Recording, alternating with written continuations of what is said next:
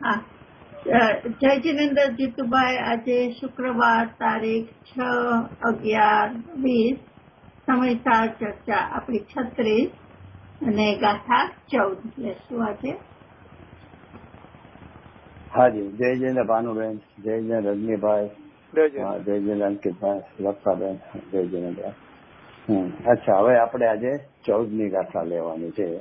14મી ગાથામાં શું કહેવા માંગે છે કે આગળમાં વારંવાર શુદ્ધને કહેતા આવ્યા, એનો મહિમા બતાવતા આવ્યા, તો એ શુદ્ધને શું છે, મહિમા તો કરતા આવ્યા પણ એ શુદ્ધને શું છે એને વિશેષ રૂપે અહીંયા સમજાવવા માંગે છે આચાર્ય દેવ. એટલે કે શુદ્ધાત્મા સંબંધિત શુદ્ધ નહીં કહો કે શુદ્ધાત્મા કહો તો એનું સ્વરૂપ શું છે, તો એ 5 ભાવથી એ બતાવે છે કે અબદ્ધ સ્પષ્ટ છે, અનન્ય છે, નિયત છે, અવિશેષ છે અને અસંયુક્ત છે.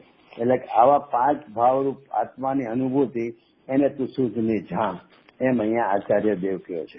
હવે એમાં એક તો એ સમજવા જેવું છે કે આચાર્ય દેવને એટલો તો વિશ્વાસ આવી ગયો છે કે મારો જે નિકટવર્તી શિષ્ય છે ને એને હું આદેશ કરી શકું એમ છું કે જાણ કહીને એને જવાબદારી સોંપું છું તો એનું પાલન કરશે જ.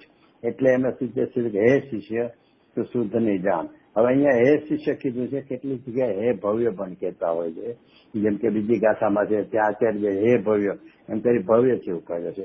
અહીંયા શિષ્ય બતાવ્યો છે, ભવ્ય તો છે પણ શિષ્ય એટલે ઓર નિકટ આવ્યો છે, એટલે એને અહીંયા શિષ્યથી સીધું કીધું કે તું શુદ્ધ નહીં જાણ. હવે શુદ્ધ નહીં જાણવામાં આપણે વિચારવા જેવી વાત એ છે કે પહેલી વાત તો એ છે કે આચાર્ય જે આપણા ઉપર આટલો વિશ્વાસ મૂકીને આપણને આદેશ કર્યો છે કે આવો આત્મા જાણ. કેવો? તો કે અબદ્ધ સ્પષ્ટ અનન્ય નિયત અવિશેષ ને અણસંયુક્ત. બરાબર? તો એવો આપણી જવાબદારી છે કે હું એવો છું અત્યારે અને સદાય એમ એને, કારણ કે એમાં ભેદ પાડી નથી કીધું કે ભવિષ્યમાં તું આવો, એને આ તું શુદ્ધાત્મા આવો જ છો એમ જાણવાનો આદેશ કર્યો છે. તો નિકટવર્તી શિષ્યની પહેલી તો ફરજ એ બને છે કે એને પણ એનું મંથન કરી અને હું વર્તમાનમાં અને સદાય આવા 5 ભાવ સ્વરૂપ છું, એવો શુદ્ધાત્મા છું એવું એને જાણીને માનવું જ પડશે. તો જ અમે આચાર્ય દેવનો વિશ્વાસ સંપન્ન કર્યો છે એ સાર્થક ગણાશે. હવે વિચારવા જેવી વાત એ છે કે એ તો આપણે સ્વીકારશું.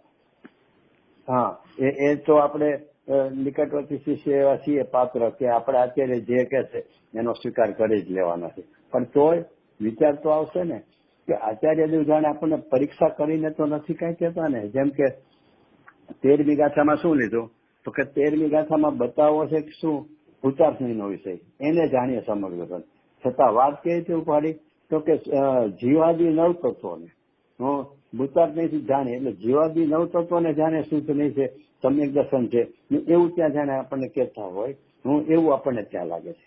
અહીંયા શું છે તો અહીંયા કે છે 5 ભાવોરૂપ ચોખ્ખું આચાર્ય દેવ કહે છે કે એવા 5 ભાવ, મૂળ સૂત્ર કરતા કુંકુંદ આચાર્ય કહે છે કે એવા 5 ભાવ રૂપ દેખે છે તેને હે શિષ્ય તું શુદ્ધ નહીં જાણ.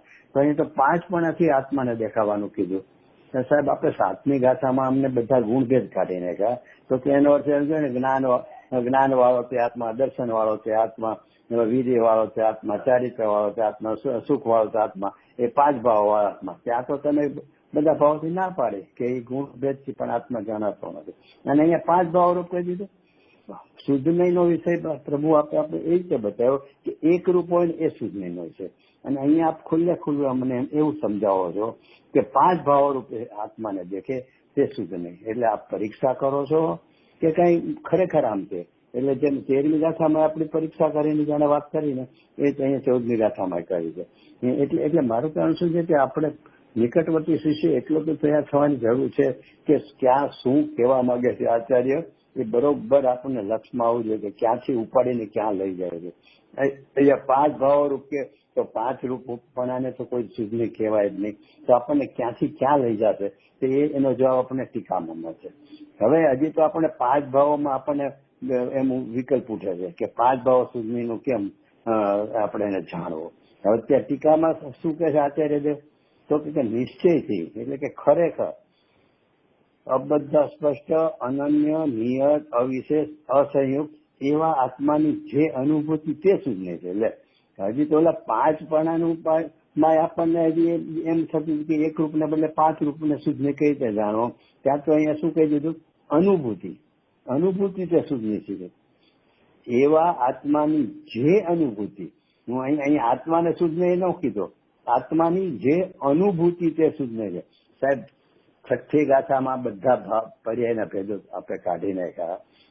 એના વગરનો આત્મા શુદ્ધાત્મા બતાવ્યો કે શુદ્ધાત્મા કોણ છે? તો કે પ્રમત અપ્રમતના બધા પર્યાયો રહી જ એક નાયક ભાવ તે શુદ્ધાત્મા છે એમ આપણે કહ્યું. અને અહીંયા કહો છો કે અનુભૂતિ તે જ શુદ્ધ નહીં છે. અને પાછું ખુલાસો આગળ કરે છે, એ અનુભૂતિ આત્મા જ છે. અને કાઉસ જયચંદજી પંડિત તો વળી ત્યાં સુધી કહે કે શુદ્ધ નહીં કહો, આત્માની અનુભૂતિ કહો, એ આત્મા કહો, બધું એક જ છે. હવે આ તો આચાર્ય દેવ કે એટલે આપણે કહીએ કે હા પ્રમાણ સાહેબ, પણ અંદર મનમાં શંકા રહ્યા કરે. એને ગુરુદેવ કહે છે કે આ શંકા કહેવાય. કારણ કે આચાર્ય કીધું એ ખોટું છે એવા અર્થમાં તો શંકા હોતી જ નથી. એમને નિકટવર્તી શિષ્યને શું પ્રશ્ન ઉઠે છે કે આચાર્ય કીધું એટલે કાંઈક રહસ્ય તો છે, પણ અમને બેસતું નથી. હું એટલે પ્રશ્ન પૂછે છે ભગવાનને અને મુનિરાજને કે સાહેબ આપે જે આ કીધું 5 ભાવ વાળો અબદ્ધ સ્પર્શ અનન્ય, તો સાહેબ આપ અમને જે અનુભવ થાય એથી વિરુદ્ધની જ વાત કરો છો. જ્યાં ઓલામાં શુદ્ધનયનો વિષય દેખાડો, શુદ્ધનયને જાણીએ એટલે ભૂતાર્થ નહીં જાણીએ સમ્યક દર્શન છે, ત્યાંય તમે ભૂતાર્થ નહીં મૂકો અને અમને અનુભવ થાય જીવાદી નવ તત્વનો. અહીંયા તમે એમ કહો કે અબદ્ધ સ્વસાદી આત્માને જાણે, પણ અમને અનુભવ થાય એનો તો બધ, કારણ કે જો અબદ્ધ હોવો અત્યારે તો હું અબદ્ધનો અર્થ બંધાયેલો નથી, એટલે કે મુક્ત છું. સાહેબ મુક્ત હોવ તો હું અહીંયા આપના શિષ્ય તરીકે બેઠો જ ન હોવ, મુક્ત હોવ તો હું ભગવાન થઈને જ બેઠો હોવ. તો અમને અનુભવ જ છે બંધાયેલાનો, અને આપ અમને આદેશ એવો કરો છો કે તું તને મુક્ત જાણ, બંધાયેલો છું ને મુક્ત જાણ. એટલે આપણને થાય કે આચાર્ય આપણી કસોટી કરે શું છે? એટલે કે સાહેબ એવું આવું કેમ કે આપ ઉકળતું પાણી છે, નજરે દેખાય છે કે પાણી ઉકળે છે, અથવા તો હાથ નાખીએ તો દજાય છે, એટલે કે ઉષ્ણ છે. અને નિમિત્તથી જોઈએ તો નીચે અગ્નિ ચાલુ છે, તો પાણી ઉષ્ણ છે, છતાં આપને શું કેવું છે કે ઉષ્ણ પાણી શીતળ છે. હવે ઉષ્ણ પાણીને શીતળ અમારે માનવું કઈ રીતે? કઈક અમને દ્રષ્ટાંતથી આ 5 તમે કીધું, પણ એમાં કઈ રીતે છે કઈક સમજાવવું તો જોવે ને. પાણી ઉષ્ણ નજરે દેખાય, અને નજરે દેખાવા છતાં આપ કહો કે ના એ તો શીતળ જ છે. તો કે ઠીક છે, આચાર્ય વિચાર કર્યો કે આને છે ને દ્રષ્ટાંતથી જ બરોબર સમજવું પડશે, કારણ કે તર્ક કરતા એટલો તો તૈયાર થઈ ગયો છે કે સામે તર્ક તો કરી શકે છે કે અબદ્ધ કહેતા મુક્ત છું, તો મુક્ત હો તો સંસારમાં ન હો, એવો તર્ક કરતા સુધી પહોંચી ગયો, એટલે એટલો તૈયાર થઈ ગયો છે. તો કે છે પહેલું તો એ છે કે ભાઈ નજરે જોયેલું અને કાને સાંભળેલું, પોતાના કાને સાંભળેલું અને પોતાની નજરે જોયેલું પણ ખોટું હોય છે. એ વાત બરોબર નજરમાં રાખજે. પછી હવે તારા તું અમે જે તને દ્રષ્ટાંતથી સમજાવે ને તું પછી સમજ. પણ પહેલું તો એક બેઝિક તો જે લૌકિકમાં છે ને એ આપણે બરોબર નક્કી કરી રાખવાનું કે નજરે જોયેલું છે એ સાચું છે એવું માનવાની કોઈ જરૂર નથી. પછી અત્યારે જે છે ને અહીં આપણને એના દ્રષ્ટાંત દ્વારા આ બધું સમજાવશે. પણ એમાં અત્યારે જે શું કર્યું કે એને થયું કે આ પાત્ર શિષ્ય તૈયાર થઈ ગયેલો નિકટવર્તી, એટલે એને આમને મારે નથી સમજાવવું, એને કઈક કન્ડિશન મૂકવી છે.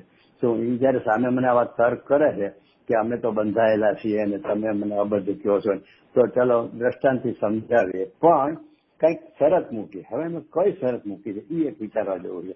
આપણે નિકટવર્તી શિષ્ય છે, આપણે ગુરુદેવના પ્રવચનો સાંભળીએ છીએ, સમયસર હાથમાં લઈને બેઠા છીએ, તો કઈ શરત એમને મૂકી છે એ એક વિચારવા જેવું છે. હું અહીંયા ઓલું ક્વિઝની જેમ નથી કહેતો તમને કે ભાઈ શું છે શરત કઈ છે, ખરેખર એ શરત મૂકી છે.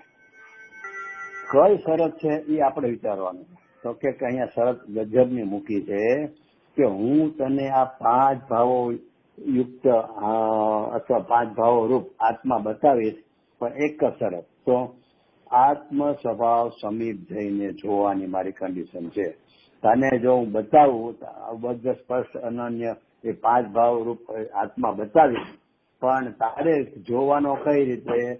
તો કે ચોખ્ખી કન્ડિશન છે કઈ? તો કે આત્મ સ્વભાવ સમીપ જઈને તારે એને જોવાનો છે. એટલે ગજબનો તો આચાર્ય જે કન્ડિશન મૂકી દીધી. સ્વભાવ સમિત જોવાનું. કારણ કે આપણે તો અનાદિથી આજ સુધી શું કરતા આવ્યા છીએ, તો કે આપણે તો સંયોગ સમીપ જઈને જ જોતા શીખાડીએ કે જે હું સ્ત્રી પુત્ર પરિવારો, હું શરીર વાળો, હું રાગ વાળો, એટલે કે સંયોગ અથવા સંયોગી ભાવ વાળો હું, એટલે જ હા ઠીક, એટલે જ તું અનાદિથી રખડી રહ્યો છું સંસારમાં, કે તે તને ક્યારેય આત્મ સ્વભાવથી જોયો જ નથી. તું અનાદિથી તને સંયોગ સ્વભાવથી, એટલે કે સંયોગી ભાવે જ તને જોઈ રહ્યો છો, એટલે સંસારમાં રખડે છો. એટલે જ હું તને અહીંયા આત્મ કન્ડિશન તને મૂકી કે આત્મ સ્વભાવની સમીપ જઈને તારે જોવાનો છે. હવે આત્મ સ્વભાવની સમીપ જઈને જોવાનો છે, અને હું મને જોઉં છું કઈ રીતે, તો કે સંયોગથી અત્યાર સુધી જોતો આવ્યો છું. તો સંયોગથી જોતો એટલે શું થાય છે, તો એને એક દ્રષ્ટાંત વિચાર આવ્યો હતો કે એક ભાઈ સ્ટેજ શો ઉપર એનું પાત્ર હતું રાજકુમારીનું, હતો ભાઈ પુરુષ, અને રાજકુમારી પાત્ર એને એટલું એનું વ્યવસાય થઈ ગયું હતું, અને એ સ્પેશિયલ પ્રોગ્રામમાં, નાટકમાં જેની યારે વ્યવસાય છે એ બેન બી, એટલે એની વાઇફ બી થવાની હતી, એ બી બેઠી હતી, અને ઓડિયન્સ ફૂલ હતો. અને એને એટલું સરસ પાત્ર ભજ્યું સ્ટોરીમાં રાજકુમારીનું કે બધા ખૂબ તાલીઓ પાડી. એને નજર કરી એની જે વાઇફ થવાની હતી ને એની ઉપર, તો એ ખૂબ તાલી પાડીને જાણે એમ કે તારું આ પાત્ર છે ને, એટલે એ રાજકુમારી માટે બહુ ખુશ થઈ. પછી ગયું, બધા જતા રહ્યા, પૂરું થઈ ગયું નાટક. ઓલો વિચારમાં ચડ્યો કે આખી ઓડિયન્સે તો મને રાજકુમારી તરીકે સ્વીકારીને ખૂબ તાલીઓ પાડી, પણ મારી વાઇફે મને રાજકુમારી તરીકે ખૂબ તાલી પાડીને ખૂબ પ્રશંસા ઈશારાથી કરીને ગઈ કે બહુ સરસ, બહુ સરસ તમારે. એટલે કે આ બધા જ મને રાજકુમારી જ માને છે, માટે નક્કી હું રાજકુમારી છું. ઘરે જઈને એને વ્યવસાય તોડી નાખ્યો. કેમ? તો કે એને પોતાને સહયોગી ભાવથી જ માની લીધો. એને જે પાત્ર, એ તો શ્વાન છે. બેનશ્રી 105માં બોલમાં કેટલું લીધું છે, એટલા માટે કે આત્માને કોઈ શ્વાન નથી. અહીંયા તો જે આપણે રાગવાળા શ્વાનની વાત કરીએ છીએ, 5 ભાવ જે અહીંયા અબદ્ધ સ્પર્શ છે એના વિરુદ્ધના, એટલે કે બદ્ધ સ્પર્શ આદિના સંસારિક ભાવ જે 5 લીધા પર્યાયના ભેદોવાળા, એને છે જ વિચારીએ છીએ. ત્યાં તો બેનશ્રી તો કહે છે તને મુનિ વેસે નથી, કેવળ જ્ઞાનનો વેસે નથી, કોઈ સ્વાંગ આત્માને નથી. અને અહીંયા એને ઓલા નાટ્યકારે શું કર્યું કે પોતાને સાંગ વાળો માની લીધો, કારણ કે બધા મને સાંગ વાળો કહે છે. એમ અહીંયા અનાદિથી બધા મને ઓહો તું તો મોટો શેઠિયો છો, તું તો દાનવીર છો, તું તો કેવો મોટો નેતા, મોદી જેવો નેતા છો. આમ બધા મને સ્વાંગથી જ મારું વર્ણન કર્યું છે. એટલે કે હું સ્વાંગ વાળો છું, એટલે ઓલી એમ થઈ ગયું હું રાજકુમારી છું, એની જેમ મને થયું હું સ્વાંગ વાળો છું, એટલે હું સંસારમાં આ સુધી રખડતો આવ્યો છું. અને આચાર્ય દેવને ખબર હતી કે આ કેમ ભાઈ રખડી રહ્યા છે, એટલે એને શું કર્યું કે એને એ બધા સ્વાંગોને એક બાજુ એ તો સંયોગી ભાવમાં નાખી દીધા. એટલે એને કન્ડિશન કરી કે તારે નજરે જોયેલું સાચું માનવાનું નહીં, તને આત્મ સ્વભાવની સમૂહ જઈને તારે જોવાનું છે. એ કન્ડિશન મૂકી, અને એ કન્ડિશન મૂકી પછી એમણે છે ને આખી આ ગાથાઓની શરૂઆત કરી.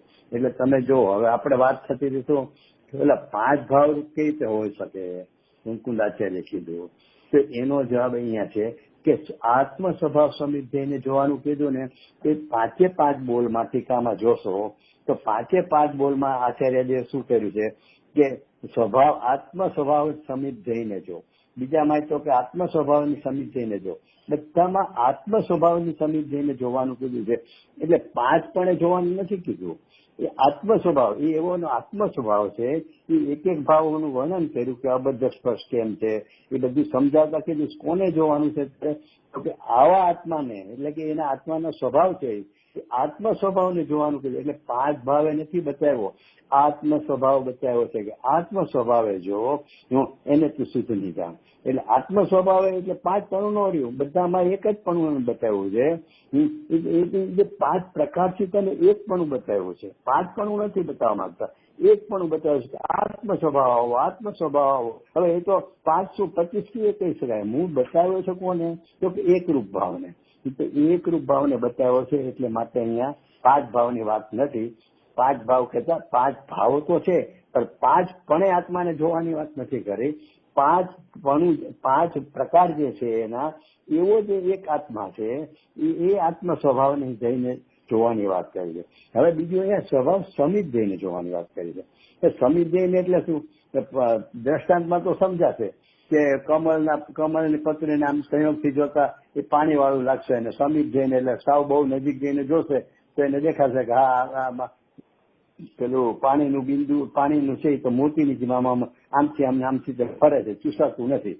એમાં તો આપણે કદાચ નજીક જઈને જોશો તો ખબર પડશે. જોકે ત્યાંય તે ખરેખર જોવું હોય ને તો એ પાંદડા ઉપર હાથ ફેરવશે ને ત્યારે જ એને ખ્યાલ આવશે કે પાંદડામાં સુકાપણું છે, જરાય એમાં એકદમ ભીનાપણું નથી, કારણ કે એમાં પાણી ચૂસાતું જ નથી. એટલે એ ત્યાંય તે સ્પર્શ કરે છે, એટલે કે એ ત્યાંય સ્વભાવ સમીપ જઈને જોવે છે, એટલે કે સ્પર્શ કરે છે ને ત્યારે ખરેખર પાકો નિર્ણય થાય છે. એમ અહીંયા અત્યારે બે શરત મૂકી કે સ્વભાવ સમીપ, તો સમીપ એટલે શું? ઓલામાં તો સમીપ એટલે સમાજ. સમીપ એટલે શું?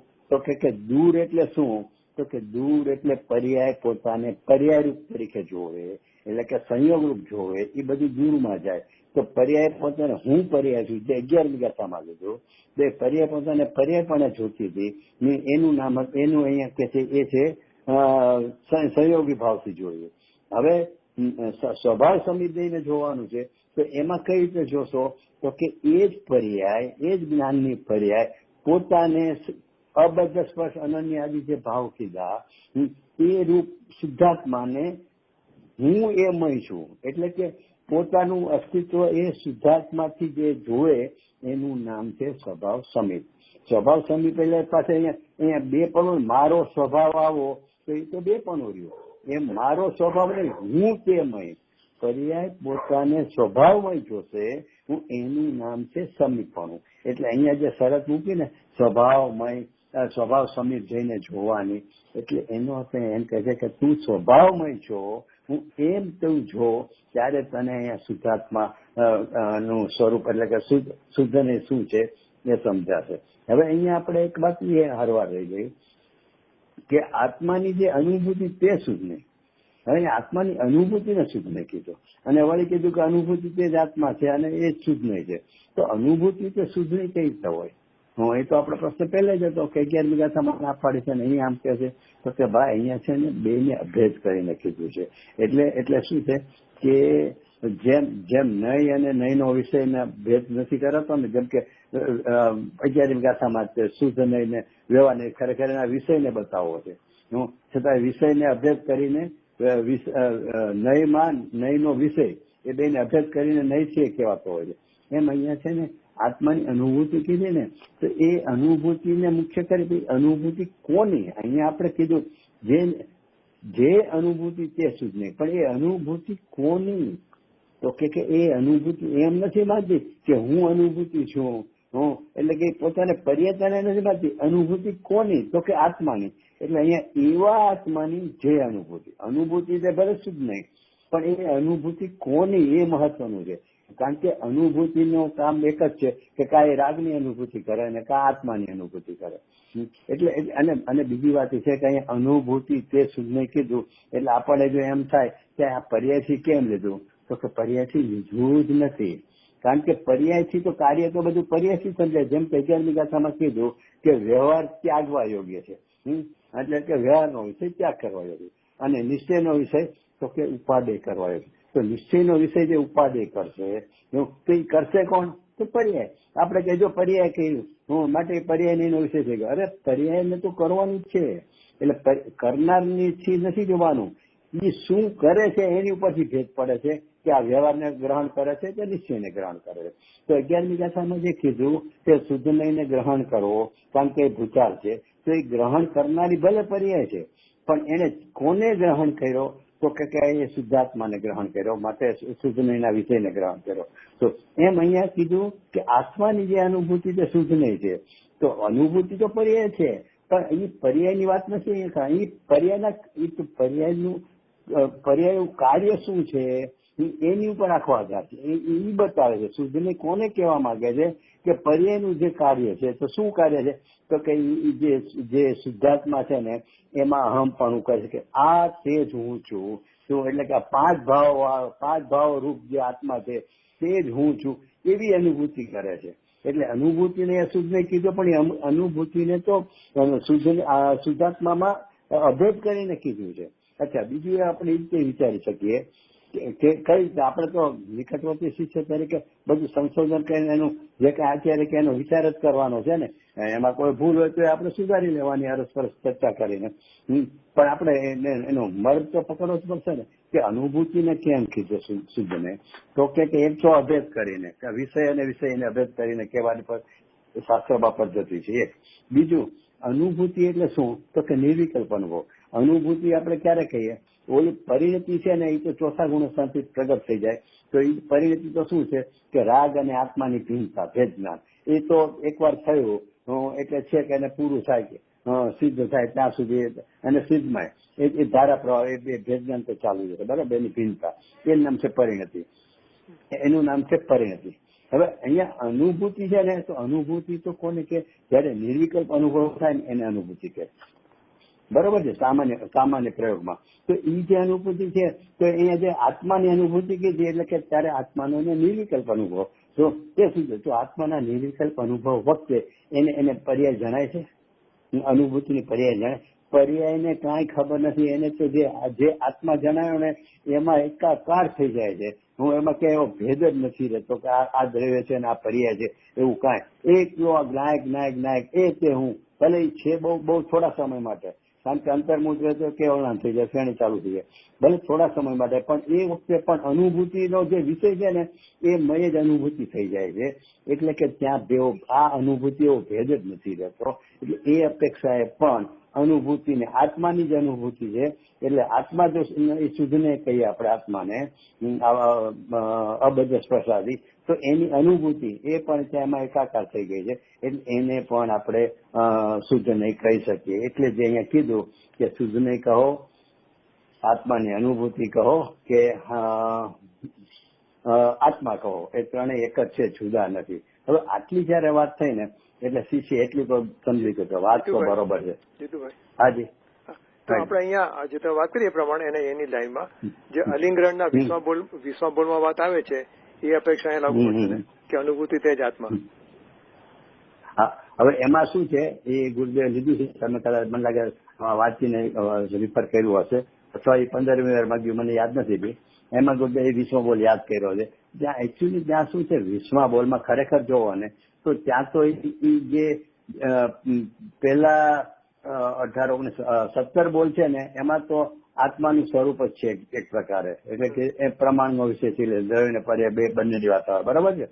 કારણ કે ઉપયોગની વાત લે છે બધું. અને પછીના 2 બોલ છે ને એ શું છે કે દ્રષ્ટિના વિષયનું છે. કારણ કે પર્યાયને કાઢી નાખ્યા ને ગુણભેદને કાઢી નાખ્યા. એવું જયારે હા બરોબર. એવું જયારે પરિણામન કરે છે આખું સમજાયું. પેલા પ્રમાણથી કેવો આત્માથી સમજાયો એટલે કે આત્માનું સ્વરૂપ સમજાયું. અને પછી જે દ્રષ્ટિના વિષયના 2 બોલ છે એ સમજીને એને એ પ્રમાણે પરિણમો ત્યારે એનું જે ફળ આવ્યું ને એ ફળનું નામ છે શું છે તો કે એ 20મો બોલ. 20મો બોલ છે એ ફળ છે. 19 બોલનું ફળ છે ત્યાં. અચ્છા, હવે ત્યાં શું કેવું છે કે આત્મા છે ને જે આત્મા એ આત્મા તો ખરેખર નિષ્ક્રિય છે. એ તો કઈ અમને અનુભવમાં આવતો જ નથી. એટલે એ અનુભવમાં આવતો નથી તો અમારે એને આત્મા ક્યાં સમજવો? તો કે અમને તો અનુભવમાં જે આનંદનો વેદન આવ્યું શું અતિન્દ્રિયાનું અમારે તો વેદન આવ્યું એ જ અમારા આત્મા છે. એટલે ત્યાં પર્યાય આમ તો ખરેખર ત્યાં પર્યાય દ્રવ્યમાં અભેદ થઈ ગઈ છે, નિર્વિકલ્પ થઈ ગયા. અતિન્દ્રિય આનંદનું વેદન આવ્યું ક્યારે કે એમાં એકાકાર થઈ ગઈ છે. એની સન્મુખ થઈને નિર્વિકલ્પ થઈ ગઈ બરોબર છે. એટલે પણ એ પર્યાયનું મહત્વ એટલા માટે ત્યાં આપ્યું છે કે વેદનમાં આવ્યું જ અમારે ઉપયોગમાં આવી કામનું ને બેંકમાં પડ્યું ને પણ ખરેખર ઉપયોગમાં ન હોય શું કામનું. એની જેમ ત્યાં ફળ છે ને એ ફળની પ્રધાનતાથી કીધું છે. અને એના માટે મલાડના પ્રવચન જે છેલ્લી વારના થયા ગુરુદેવના બીમારીમાં તે પ્રવચન પછી ગુરુદેવ બહાર નીકળી જ નથી.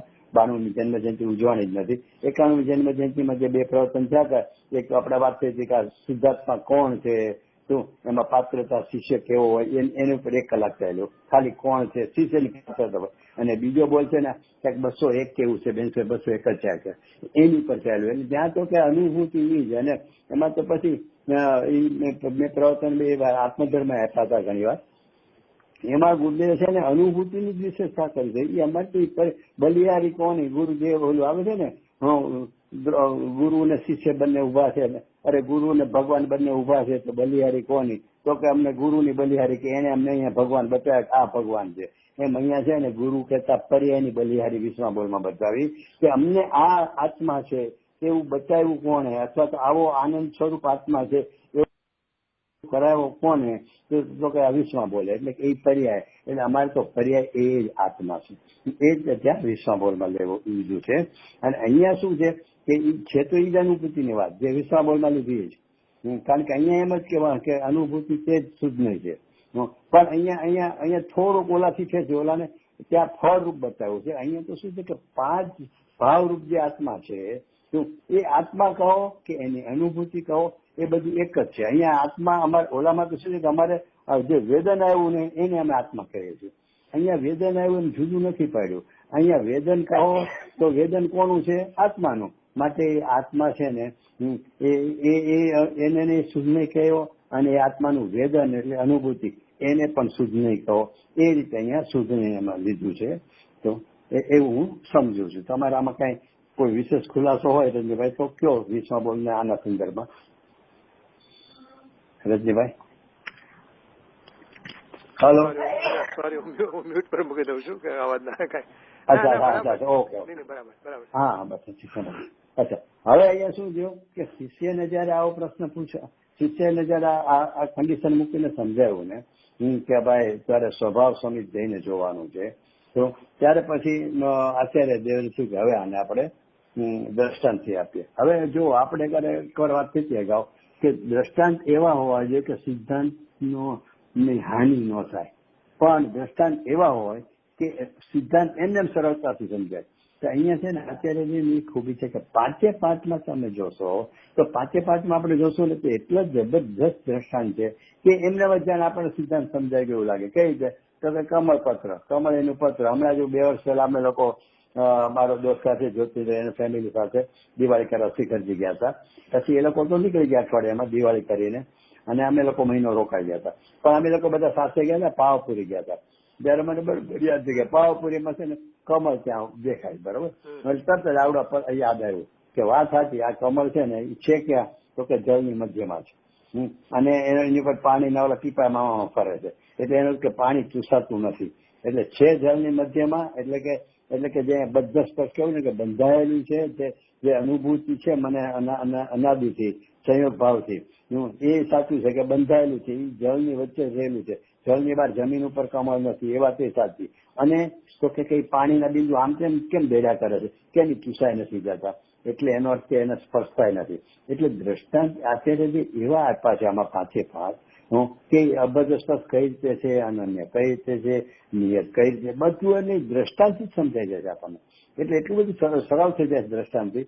એટલે કીધું કે આપણે જે વાત થઈ ગઈ તો ઓલું બદામનું ખોખું છે એ બદામની સુરક્ષા કરે છે, એ બધા દ્રષ્ટાંતો હાવ ખોટા છે. કારણ કે 1000 રૂપિયા બદામની કિંમત 150 રૂપિયા થઈ જાય છે, એમ નથી દેખાતું. અને એની ફોતરાથી બદામની સુરક્ષા થઈ રહી દેખાય છે. એટલે એવા ખોટા દ્રષ્ટાંતથી શું થાય છે કે સિદ્ધાંત આખો તૂટી જાય છે અને ખ્યાલ નથી આવતો. ત્યારે આચાર્યજીની વિશેષતા શું છે, મેં તો જોયું ક્યાંય સમાચારમાં એવું બદામનું દ્રષ્ટાંત નથી આવ્યું, નથી ગુરુદેવે લીધું કે કેળાનું દ્રષ્ટાંત નથી લીધું, છાલ વગરનું કેવું, છાલ વાળું કેવું. આવા બધા દ્રષ્ટાંત છે ને એ ખરેખર દ્રષ્ટાંત ન કહેવાય.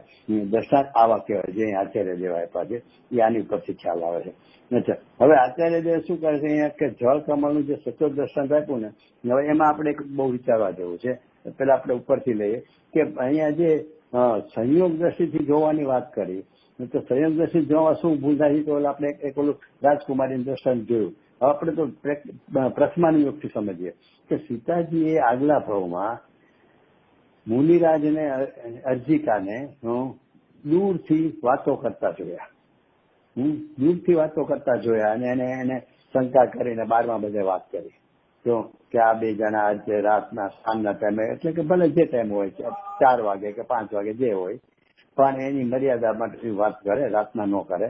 પણ કે એ લોકોને મેં વાતો કરતા નજર જોયા છે. એટલે કે એ લોકોને પછી એને સ્ત્રી પર્યા છે ને, એટલે થોડું ઘણું ફેરવ્યું કે તો જ એની વાતનું મહત્વ લાગે ને. એટલે એને એવું કીધું કે એ 2 જણા એકાંતમાં ઉભા બધી આવી ગોષ્ઠી કરતા હતા, શું શોભે ને એવી, પતિ પત્નીને શોભે ને એમ, એટલે એવા આક્ષેપ એને કર્યો. હવે એ વાત મુનિરાજને ખબર ને, મુનિરાજ ત્યાં ધ્યાનમાં ઉભા રહ્યા કે ઉપસર્ગ દૂર થાય ને તો જ હું અહીંથી ખસું, બાકી મારે અહીં પ્રાણ જાય ત્યાં સુધી હું અહીંયા આજે ઉભો રહેશે.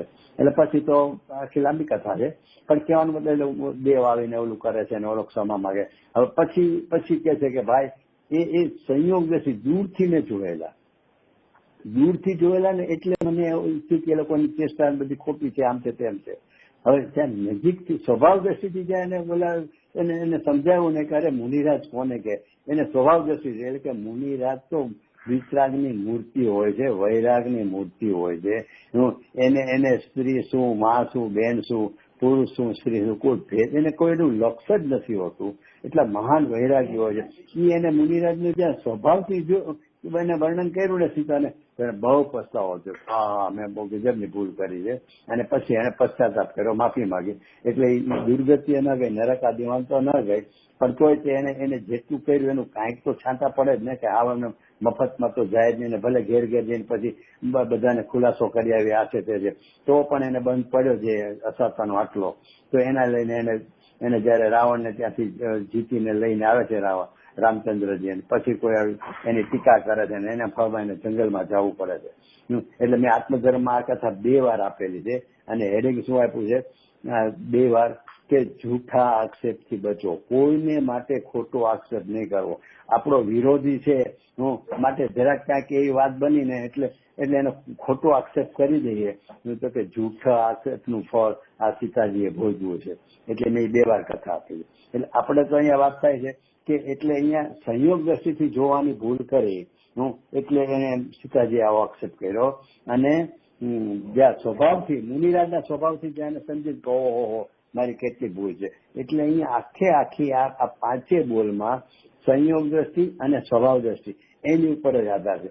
જો અચ્છા હવે બીજી વાત કે આપણે જે 5 ભાવ લીધા ને એ 5 ભાવ શું છે એ તો હું જો કે ગળમથલમાં છું તો મેં ઘણા વિચાર કર્યા કે 5 ભાવ જે બદ્ધસ્પર્શ આદિ છે ને એ બદ્ધસ્પર્શ આદિ તો અવસ્થા રૂપ જ છે. એને 5માં લખ્યું છે પાછું કે અવસ્થાથી અનુભવ કરતા, બંધારું સ્પર્શવાળું અવસ્થાથી અનુભવ કરતા, બીજામાં અવસ્થાથી, બસ 5માં. એટલે એ તો આપણને સમજાય છે કે જે સંયોગ દ્રષ્ટિથી આપણે જોઈએ છીએ કે હું બંધાયેલો છું, સ્પર્શાયેલો છું, અથવા તો જુદા જુદા પર્યાય વાળો છું, દેવગતિ વાળો, નરક ગતિ વાળો, આ બધું. તો પછી પર્યાયમાં બધી હાનિ વૃદ્ધિ થાય છે. તો એ બધામાં તો આપણને સમજાય છે કે હું એ ભાવો પર્યાય વાળા છે. પણ અબદ્ધ સ્પર્શાદી શું છે? 5 ભાવો એ ગુણ છે. શું છે? તો ગુણમાં તું ક્યાં વર્ણન નથી આવતું. તો નિયત શબ્દ વાળો આવે છે પણ તો ત્યાગ ઉપાદાન શૂન્ય તો શક્તિ છે ને એમાં નિયત લીધું છે. નિયત ને ત્યાં નિશ્ચિત તો શું તો કે જેવું જે છે ને એટલે કે દ્રવ્ય જેવું છે ને એવું ને એવું રહે છે. એટલે કે નિયત નિશ્ચિત રહે છે, નિશ્ચળ રહે છે. એ નિશ્ચળના અર્થમાં નિયત લીધું છે. નિયત શક્તિ નથી. જે અહીંયા જે લીધું ને નિયત 3જા બોલમાં તો એ નિયતની શક્તિમાં નથી લીધું. એટલે મારું કહેવાનું શું છે કે 5 ભાવરૂપ છે ને એ તો ઓલાના નિષેધથી આત્મા કેવો છે તો કે જે ઓલા પર્યાયના 5 ભાવો છે ને એનાથી રહિત છે. એનાથી રહિત છે સમજાવવા માટે કીધું કે જે બદ્ધ સ્પર્શ આદિ છે તો કે અહીંયા અબદ્ધ સ્પર્શ છે. તો એ રીતે 5માં પર્યાયના ભેદો તો છે, 5 પર્યાયો. પણ આત્મામાં શું તો કે આત્મા એનાથી રહિત પણ બતાવ્યું છે. એ 5 ભાવ એટલે 5 ગુણ રૂપ નથી. જે 7મી ગાથામાં લીધો જ્ઞાન તે આત્મા, દર્શન તે આત્મા, કે ત્યાં તો ગુણ જે છે એના એ વાળો આત્મા બતાવ્યો છે. ત્યારે અહીંયા અપ્રતિબુદ્ધિ છે વાત, શું અબદ્ધ સ્પર્શની વાત લીધી. સ્પર્શાદીમાં કોઈ ગુણ આત્માનો આ ગુણ છે, આત્માનો આ ગુણ છે એમ નથી સમજાવ્યું. અહીંયા તો એમ સમજાવ્યું છે કે જે ઓલા સંયોગ દ્રષ્ટિમાં તને 5 પર્યાયરૂપ ભાવોનું વેદન હોવાનું તને અનુભવાયેલું છે અનાદિથી, તો કે એ 5 ભાવો એના અભાવ સ્વરૂપ તારો આત્મા છે. બસ એટલે એ નાસ્તી સમજાવવા માટે કોની તો કે તને જે અનુભવાઈ રહ્યો છે અજ્ઞાન દશાથી, જેને તું તારાપણે માને છો છે સંયોગી ભાવ, એને તું એ મહેથી તને માની રહ્યો છો, તો એના નિષેધ માટે એની નાસ્તી બતાવ્યું કે આ અબદ્ધ સ્પર્શ છે, આ છે. એટલે 5 ગુણો વાળો આત્મા છે એવું એ નથી કીધું. એ 5 ભાવ, અહીંયા 5 ભાવરૂપ શબ્દ જ મૂકે છે. ભાવ કરતા ગુણની વાત નથી કરી. કારણ કે આવો ગુણ એટલે કે શક્તિ, તો એ આ સુતાલી શક્તિ માટેનું કે નામ નથી આવ્યું. એટલે અહીંયા શું કહેવા માંગે છે કે એ જે પર્યાયરૂપ 5 ભાવ છે, એ પર્યાયરૂપ 5પણું જે છે ને બદ્ધ સ્પર્શ આદિનું, એના નિષેધ વાળો તું છો, એના નિષેધ વાળો આત્મા છે, એ શુદ્ધાત્મા અને એની અનુભૂતિ બે શુદ્ધ નહીં છે, એમ અહીંયા કેવું છે. કેમ દરજીભાઈ, મારે તમને એક પ્રશ્ન એટલા માટે છે અહીંયા કે એ બરોબર છે ને, અહીંયા અબદ્ધ સ્પર્શાદી એવું કોઈ ગુણ હોય એવું કઈ ખ્યાલ નથી આવતું મને. રજનીભાઈ મ્યુટ કર્યું હશે ને? હલો. ના બરાબર છે તમારું કહું કે અબદ્ધ સ્પષ્ટ નામનું એવું નથી, આ પર્યાયનો નિષેધ છે. હા બસ. એટલે મેં કીધું, મને વિચારી આવ્યું કે આપણે 5પણું લીધું ને કે ભાઈ 5 વાળો કેમ એક રૂપપણે દેખાડવો જોવે, 5 રૂપપણે જોયો તો એ તો સુજનીનો વિષય ક્યાંથી પડે, પણ એ 5 રૂપ એટલે 5 જ્ઞાન વાળો, દર્શન વાળો, 5 ગુણ વાળો નથી અહીંયા બતાવ્યો. અબદ્ધ સ્પર્શ એવો કોઈ ગુણ નથી બતાવ્યો આત્માને, એટલે વાળો શબ્દ નથી લીધો. અબદ્ધ સ્પર્શ વાળો એવું નથી, 5 ભાવ વાળો એમ નથી શબ્દ લીધો, ભાવ રૂપ લીધો છે. એટલે શું છે કે ઓલું જે છે તને અસ્થિ રૂપ જે અત્યાર સુધી માની રહ્યો હતો એની નાસ્તી રૂપ છે ને એવો આત્મા, રૂપ કેતા એવો આત્મા એવો રૂપના. એટલે મારે શું કહ્યું છે કે અહીંયા 5 રૂપપણું શુદ્ધનયનો વિષય નથી, એટલે અનેકપણું શુદ્ધનયનો વિષય નથી બતાવ્યો. અહીંયા અનેકપણાની વાત જ નથી. એ જે 5 વ્યવહારના ભાવો આવો તને માનતો હતો એના નિષેધ રૂપ એટલે 5 કીધું.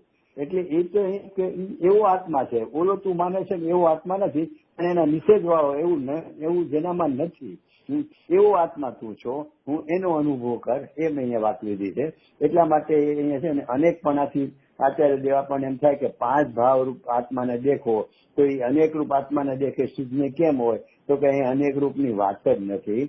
એ તો ઓલાના નિષેધાત્મક કીધું છે, એ આત્માની જ વાત કરી છે કે એનામાં આવું નથી. એ 5 ને બદલે 7 નીકળ તો કે 7 વાળો કે એ 7 એમાં નથી, એટલે એવું 7 પણ આમાં નથી. એ એટલું જ અહીંયા સમજાવવું છે. એટલા માટે એમ કે અહીંયા અનેકપણું નથી સિદ્ધ થતું. જેમ ઓલું અનુભૂતિમાં પર્યાય સિદ્ધ નથી થતી, એને 5 ભાવ રૂપ કીધું ને એમાં 5પણું એ સિદ્ધ નથી થતું. એવું મને આ ગાથામાં થોડું બેસે છે એનું વિચાર મંથન કરતા. અચ્છા, હવે અહીંયા આપણે પહેલો દ્રષ્ટાંત લઈ લઈએ કે હજી મારે 5-6 મિનિટ છે કે અહીંયા પહેલું એને બદ્ધ સ્પર્શાદીનું સમજાવો છે. એમાં મને અહીંયા સીધું બદ્ધ સ્પર્શાદીથી કેમ લીધો છે? કર્મ તો અમે મને દેખાતા નથી, તો કર્મથી બંધાયેલો છે એવું હું ક્યારે અનુભવ કરતો હોઈશ? મેં તો મારા માટે વિચાર કર્યો કે આચાર્ય દેવ કહે છે કે આ બદ્ધ સ્પર્શ છે એવું જે માને છે તું, તો કે એ ભૂતાર છે, અને પછી કહે છે કે એ અભૂતાર છે. પણ બદ્ધ સ્પર્શથી કેમ ઉપાડ્યું? મને તો કર્મ દેખાતા જ નથી, તો કર્મથી જ બંધાયેલો અને સ્પર્શાયેલો અને કર્મથી જ વાત કેમ શરૂ કરીએ છે? તો ભાઈ આપણે વિચાર નથી કરતા. એકચ્યુઅલી હું સદાય એમ જ માનું છું કે હું કર્મથી બંધાયેલો છું. કેમ? તો કે મુક્ત છું, તો કે મુક્ત નથી. તો મુક્ત હોય એટલે શું? મુક્તમાં શું થાય? તો કે અહીંયા કર્મથી બંધન ન હોય, કર્મ છૂટી ગયા હોય ના મુક્ત. મુક્ત એટલે શું? તો કે કર્મથી છૂટી ગયા એમને મુક્ત. તેનો અર્થ કર્મ છે, કર્મથી બંધાવો પણ તું સંસારમાં છો એટલે ઓટોમેટિક આવી જાય કે હું મુક્ત નથી, એટલે કે કર્મથી બંધાયેલો છું. એટલે કર્મથી બંધાયેલો તું તને માની જ રહ્યો છો. એ તો શબ્દોથી પોતે જ તે એના ઊંડાણમાં નથી જતો, એટલે આપણને ખબર નથી હોતી. પણ આપણે ઘણી વાર એવો પ્રશ્ન ઉઠે છે કે આપણે દ્રવ્ય કર્મ તો ક્યાં જોયા છે? આપણે નોકર ને ભાવ કર્મ જોવા છે. એ તો બરોબર છે કે પ્રગટ રૂપ છે એમાં જ એને ભૂલ બધી થાય છે અજ્ઞાનથી, એટલે સીધું એના નિષેધથી જ વાત લેવાય છે. પણ એના મૂળમાં દ્રવ્ય કર્મ તો પડ્યું જ છે. તો કારણ કે આખું છે ને આ બધું દ્રવ્ય કર્મ જોવાનો તો વિસ્તાર છે. દ્રવ્ય કર્મનું જે ફાલ છે ઓલું કહે ને કે મૂળ ઝાડ તો આ જ છે, પછી આ એનું બધું જાતનો બધો વિસ્તાર છે. તો કે કઈ ભાવ કર્મ છે ને એ દ્રવ્ય કર્મનું પેદાશ છે, અને આવડા નો કર્મ છે ને એની દ્રવ્ય કર્મની જ પેદાશ છે. એટલે ખરેખર તો દ્રવ્ય કર્મ છે. એટલે પહેલો બોલ દ્રવ્ય કર્મથી ઉપાડ્યો. શું કે કર્મથી બંધાયેલો છો કે કર્મના સંયોગ વાળો છો. હવે અહીંયા બદ્ધ સ્પર્શાયેલામાં બંને વાત લેવાય છે. સામાન્ય રીતે કર્મનો સંયોગ છે એમ લેવાય છે, અને અને અને આ રીતે લેવાય છે કે શરીરનો સ્પર્શ છે, આ તે બધું એ રીતે લેવાય છે. પણ આમ મૂળ કર્મથી વાત ઉપાડે છે. બંધનમાં તો કર્મ જ છે. બંધનમાં કઈ બીજી વાત નથી લીધી કે શરીરથી બંધાયેલો કે પરદ્રવ્યથી કે સ્ત્રી પુત્ર પછી બંધાયેલો, એવું કઈ આવતું નથી. ત્યાં તો બંધાયેલો એટલે કર્મથી બંધાયેલો છે, અને કર્મનો સંયોગ છે અથવા તો સ્પર્શાયેલો છે કર્મથી. અને પછી લો તો કેરથી બંધાયેલો સ્પર્શાયેલો તને અનુભવાય છે ને. બસ હવે ઈ મારે તને અત્યારે દેશ કે હવે ઈ હું તને દ્રષ્ટાંત સમજાવી દઉં કે ખરેખર શું છે. તારી વાત સાવ સાચી છે ભાઈ.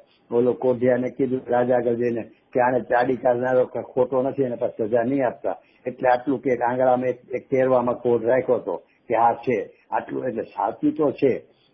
એમ કરીને એટલું તો એને ઓલાને નિર્દોષતા રાખવા માટે ચાડી ખાનારને સજા ન થાય એટલા માટે કે જેમ અહીં આચાર્ય શું કહે છે કે તું જે માને છો ને એ છે તો ખરું, સાવ નથી, એટલે કે એનું અસ્તિત્વ નથી. બંધાયેલા ને સ્પર્શાયેલા, જો કર્મથી બંધાયેલા સ્પર્શાયેલો એવું ખરેખર ન હોય, એવો એ વિષય જ ન હોય કર્મથી બંધનનો, તો તું મોક્ષમાં જો. એટલે એનો અર્થ કે તું મુક્ત સ્વરૂપ હોવો જોઈએ, મોક્ષમાં હોવો જોઈએ નથી. એટલે એટલા પૂરતો તારી વાત ભૂતાર છે, સાચી છે કે તું કર્મથી બંધાયેલો છો અને આ છો, બરોબર છે. એટલે એના માટે દ્રષ્ટાંત આચાર્ય એટલું સરસ આપ્યું. દ્રષ્ટાંતમાં કીધું કે આપણે વાત થઈ હતી હમણાં કે ભાઈ કમળની પત્ર છે, એનું નામ જ પંકજ છે. આપણે કમળ કહીએ છીએ ને એને પંકજ કહેવાય છે. પંક એટલે કાદવ અને જ એટલે એમાં જન્મ. આ છે ને પંકજ છે ને નદીના વેણમાં ન હોય કમળ, જ્યાં પાણીનો એકદમ ફ્લો થતો ચાલુ હોય ને ત્યાં ન હોય, કારણ કે એમાં કાદવ ને એવું બધું નથી હોતું. ત્યારે જે આપણે અહીંની વાત કરીને પાવાપુરી, તો પાવાપુરીમાં બંધિયાર પાણી છે, અને બંધિયાર પાણી હોય એમાં થોડું કીચડ કાદવ ને બધું ચાર્જ કરે, અને એમાં એની ઉત્પત્તિ છે. એટલે એનું નામ છે પંકજ. પંકમાં છે એટલે કે ભાઈ પંકજમાં એટલે કે પાણીમાં જે જન્મો, તો એ તો પાણીની મધ્ય જ હોય ને.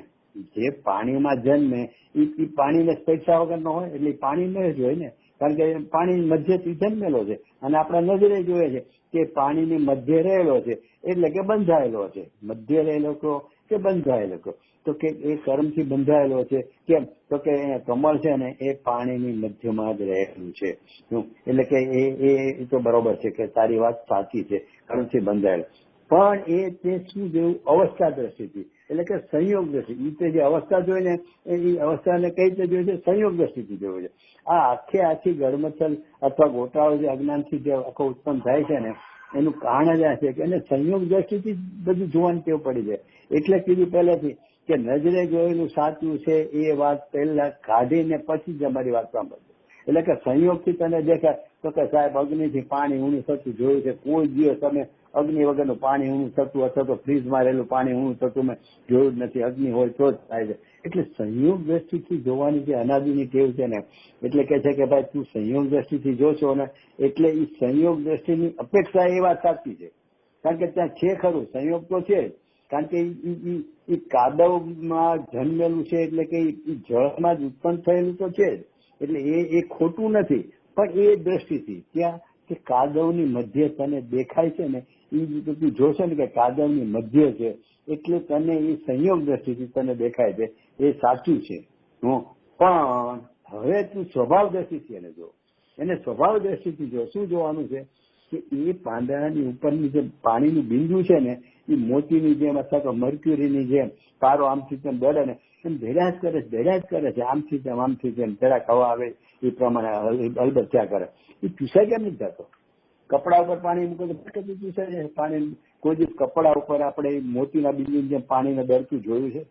નહીં, કારણ કે એ ભીનું થઈ જાય છે, એ ચૂસી લે છે ને.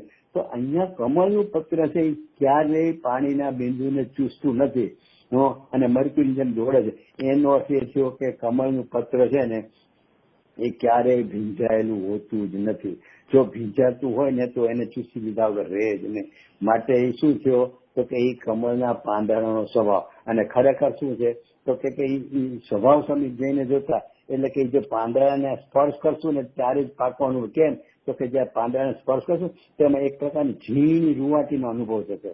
આમ દેખાય પાંદડું પણ એની ઉપર ટ્રાન્સપરન્ટ છે ને રૂવાટી જેવું હોય છે. એટલે એ છે ને એ રૂવાટીના હિસાબે પાંદડું અંદર સ્પર્શાથી પાણીનું બિંદુ અંદર સ્પર્શ એને ચૂસાવાનો અવકાશ જ નથી. ઓલાના હિસાબે એની ફેંકી જ જશે બહાર. એટલે એ એનો સ્વભાવ છે. એટલે સ્પર્શ કરીને જોવે છે ને ત્યારે એને ખરેખર અનુભવાય છે તો આ કમળીનું પત્રનું જે સ્વભાવ છે ને એ સ્વભાવથી જ શું છે તો કે ભીનું નહીં થાય. બીજી મેં જોઈ બીજી વનસ્પતિ ત્યાં હતી આજુબાજુમાં, એ જ જગ્યાની આજુબાજુમાં કમળ છે ને ત્યાંથી સમજો ને કે 6 ઇંચ કે 12 ઇંચ દૂરમાં બીજી વનસ્પતિ બધી ભીની હતી. કેમ તો કે એનો સ્વભાવ જ નથી, એનો સ્વભાવ ચૂસી લેવાનો છે, એટલે કે ભીંજાઈ રહેવાનો. ત્યારે કમળીનો પત્ર છે ને એ સ્વભાવ જ એવો છે. આપણે ઘણી વાર શું થાય કે સ્વભાવ છે એટલે જેને અપેક્ષા છે એમ માની લે છે કે કોઈ અપેક્ષા છે આમને એમ નહીં. સ્વભાવથી એટલે કે એ અનાદિ એનો શાસક એવા પણ જ હોય છે, અપેક્ષા એને લાગુ નથી પડતી. એનો સ્વભાવ જ એવો છે કે કોઈ દિવસ ભીનું થાય જ નહીં. એમ અહીંયા હવે સમજાવશે કે તું તને સ્વભાવથી પેલા તું અવસ્થાથી જોઈશ ને તો કહો હું તો સંસારમાં છું માટે કર્મથી બંધાયેલો છું.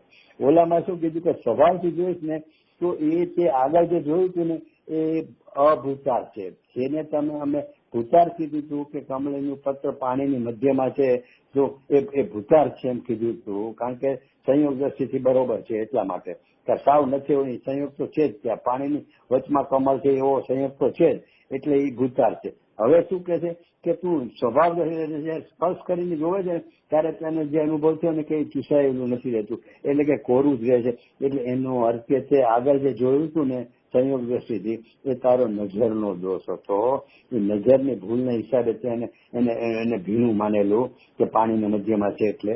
પણ સ્વભાવ દ્રષ્ટિથી જોતા તને કે ઓહો ઈ જે મેં માન્યું હતું ને ઈ અભૂતા છે, એટલે કે ખોટું જ હતું, જૂઠું જ હતું. બસ ઈ દ્રષ્ટાંતથી હવે કહે છે કે ઓહો તું બંધાયેલો છો એ વાત સાવ સાચી, અહીંયા સંસારમાં છો એ વાત બી સાવ સાચી. પણ એ ક્યારે કે અવસ્થા દ્રષ્ટિથી જોયો છો તું પર્યાય દ્રષ્ટિથી તને જોજો કે હું પર્યાય દ્રષ્ટિથી તો કે હું મુક્તમાં નથી અને સંસારમાં છું, એટલે અથવા તો હું રાગી છું અથવા રાગના નિમિત્તો વાળો છું. એ જે સંયોગથી તને જોવે છો ને એટલે અવસ્થા દ્રષ્ટિથી જોતા એ બધે સ્પષ્ટપણું છે ને તો એ ભૂચાર છે, સાચું જ છે.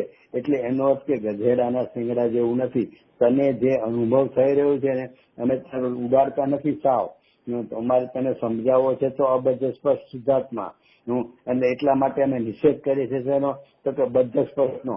પણ અમે એવો નિષેધ નથી કરવા માંગતા કે ગધેડાના શિંગડા જેવું છે, એવું નથી. એ અનુભવમાં તને આવે છે ને એ ભૂતાર્થ છે, એ અપેક્ષા એ તો છે.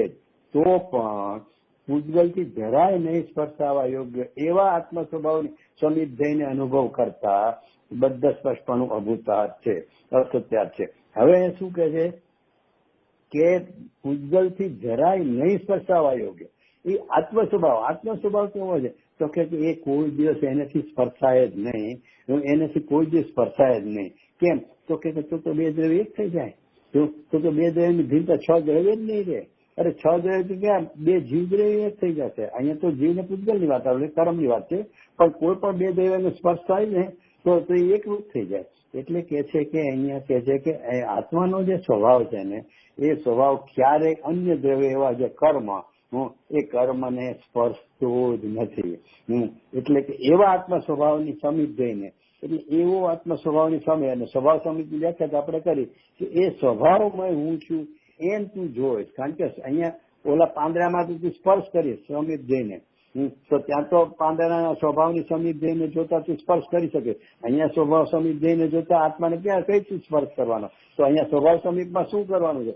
તો અહીંયા સ્વભાવ સમીપનો અર્થ જેમ છે કે આત્મ સ્વભાવની સમીપ તારે પહોંચવું હોય તો કે એનો અર્થ તારી જે જ્ઞાનની પર્યાય છે ને એ શું કરશે કે હું તે આ આત્મ સ્વભાવ વાળો છું. એટલે પોતાનું અસ્તિત્વ આત્મ સ્વભાવમય કરીને જ્યાં જોવે છે કે આવો હું છું, એટલે કે આ જ હું છું, આ જ હું છું એવી દ્રષ્ટિથી એનું નામ છે સ્વભાવ સમીપ જઈને. અને એવો જયારે અનુભવ કરે છે ને ત્યારે ઓલો પર્યાય વાળો ભાવ જ નથી રહેતો, ત્યાં ભાવની અસ્તિત્વ જ નથી. જેમ ઓલું રાવણનું ગુરુદેવ કહે છે ને કે રાવણ સીતાને કહે છે કે મારા વશમાં થતી નથી, તો કોઈ એને સમજાવ્યું કે ભાઈ તું રામનું રૂપ લે, એટલી સતીવતા છે ને કે રામ સિવાય કોઈની સામે નજરે નહીં કરે.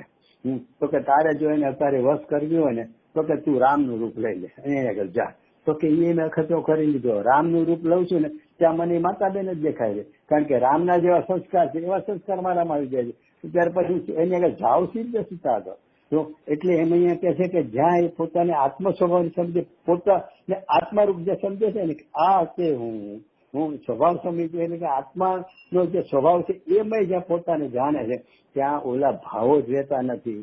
હું અદ્રશ્ય થઈ ગયા. એ અબદ્ધ સ્પર્શાનું એટલે બદ્ધ સ્પર્શાદી જેને તું ભૂતાર્થ અમે કીધું તું અવસ્થા દ્રષ્ટિથી, તો એને અહીંયા કહી દીધું કે ત્યાં એ ભાવોનું અસ્તિત્વ જ નથી રહેતું. ક્યાં ભાવોનું? તો કે બદ્ધ સ્પર્શાનું. કેમ? તો કે આત્મ સ્વભાવ કહેતા આત્મામય થઈ નહીં, મારી જ્ઞાન પરે પોતાને આત્મ સ્વભાવરૂપ જાણે, આત્મ સ્વભાવરૂપ જાણતા હું અબદ્ધ સ્પર્શ છું એવું જણાતા એને બદ્ધ સ્પર્શપણું આદિ અભૂતાર છે એવો અનુભવ થઈ જાય છે. અને એક પાંચે બોલની એક વિશેષતા છે કે અહીંયા ક્યાંય એમ નથી લીધું કે આત્મ સ્વભાવ સમજી જઈને અબદ્ધ સ્પર્શપણું છે એ ભૂતાર છે એમ નથી સિદ્ધ કર્યું. અહીંયા સિદ્ધ શું કર્યું છે કે આત્મ સ્વભાવ સમજી જઈને જોતા બદ્ધ સ્પર્શપણું ભૂતાર છે, અભૂતાર છે. અહીંયા જે પાંચે ભાવરૂપતાને જે સંયોગી ભાવરૂપતાને જે અનુભવ હતા હતા ને, તો એ પાંચેનો નિષેધની જ અહીંયા વાત કરી છે. એટલે એને કહેવાનું મતલબ છે કે અબદ્ધસ્પણું એવો કોઈ ગુણ છે અને એ સત્યાર છે કે ભૂતાર છે એમ સિદ્ધ નથી કર્યું. અહીંયા તો આત્મ સ્વભાવની જોતા કે જે પર્યાયના ભેદયુક્ત માનતો તો 5 પ્રકારના એનો જ નિષેધ કરવો છે. એટલે કે એ અભૂતાર છે, અસત્યાર છે એવું 5 બોલમાં એ બદ્ધ સ્પર્શપણ આદિ વાળું જે ભાવ છે ને એનો જ નિષેધ કર્યો છે. એ જ અસત્યાર ને અભૂતાર છે.